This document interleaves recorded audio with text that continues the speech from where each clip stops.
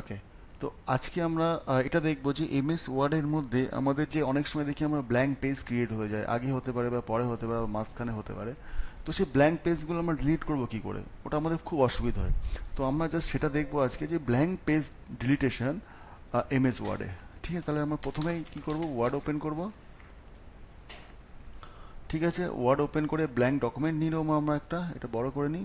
আচ্ছা, এখানে আমরা একটা পেজ আছে, কি করে বুঝবো, দেখো এখানে পেজ 1 of 1 আছে, মানে একটাই আছে। তো এখানে আমরা ব্ল্যাঙ্ক পেজ নেব, ইনসার্টে গিয়ে আমরা এখানে ব্ল্যাঙ্ক পেজ নিয়ে নিলাম 4-5টা। ঠিক আছে, তাহলে আমাদের টোটাল কটা পেজ আছে, 4টে। এবার আমি 2 নম্বর পেজে, আচ্ছা আমি তার আগে একটা কাজ করি, প্রত্যেককে না আমি একটা পেজ নাম্বার দিয়ে দিই, তাহলে আমাদের বুঝতে সুবিধা হবে। ঠিক আছে, আচ্ছা তাহলে এটা কত, 2 নম্বর পেজ, এটা কত, 4 নম্বর পেজ। ঠিক আছে, এটা 2 নম্বর, 1 নম্বর। ঠিক আছে, আচ্ছা এইবার আমি ধরো এই 3 নম্বর পেজে আমি কিছু লিখছি, ভালো করে লক্ষ্য করবে, 3 নম্বর পেজে আমরা কিছু লিখলাম এবং 1 নম্বর পেজে আমরা কিছু ডামি টেক্সট লিখলাম।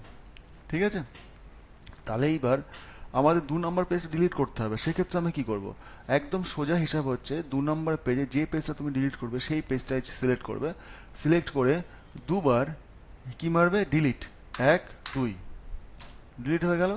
আচ্ছা এইবার তোমরা কি করবে, 3 নম্বর পেজটা ডিলিট করবে, সেক্ষেত্রে কি করবে, 1 2 ডিলিট, 1 2 ডিলিট, 1 2 ডিলিট হবে না কেন, কারণ এটা হচ্ছে 3 নম্বর পেজ, এর নিচে আমাদের কোনো পেজ নেই।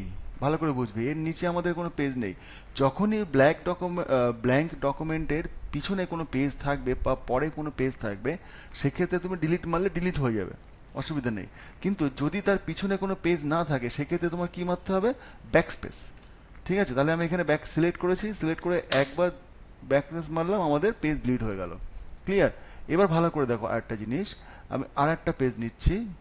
ঠিক আছে, এইবার এই যে পেজ, এইবার তুমি 1 নম্বর পেজটা ডিলিট করবে, কিভাবে ডিলিট করবে, আমরা তো লাস্টে শিখলাম ব্যাক স্পেস, 1 2 3 4, কোনো ডিলিট হচ্ছে না।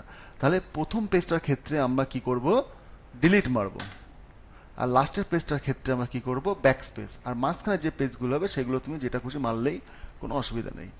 ক্লিয়ার? ধরো এই দুটো ডিলিট করব, তাহলে আমরা এখানে আগে কি শিখেছিলাম, ডিলিট করে এবার ব্যাক স্পেস।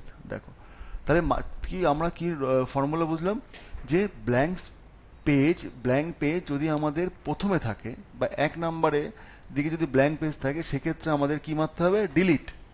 আর যদি লাস্টের দিকে পেজ থাকে ব্ল্যাঙ্ক পেজ, তার ক্ষেত্রে আমাদের কি মারতে হবে, ব্যাক স্পেস। ঠিক আছে, আরেকবার দেখাচ্ছি, দেখো এখানে আমি কিছু ব্ল্যাঙ্ক পেজ নিচ্ছি, এখানে আমি কিছু ব্ল্যাঙ্ক পেজ নিচ্ছি। ঠিক আছে, এইবার ধরো 1 নম্বর পেজটা ডিলিট করতে হবে, সেক্ষেত্রে আমি কি করব, আমি মারবো ডিলিট, ব্যাক স্পেস না কিন্তু ডিলিট, এইটা ডিলিট করব, কি করব, ডিলিট। ঠিক আছে, এইটা ডিলিট করব, এই ক্ষেত্রে আমি ডিলিট বা ব্যাক স্পেস দুটোর মধ্যে যে কোনো একটা মারতে পারি, আমি দুবার ডিলিট মেরে দিলাম। এটার ক্ষেত্রে আমি যে কোনো কিছু মারতে পারি, দুবার ডিলিট, ডিলিট মেরে দিলাম। ঠিক আছে, আচ্ছা এইবার আমি ধরো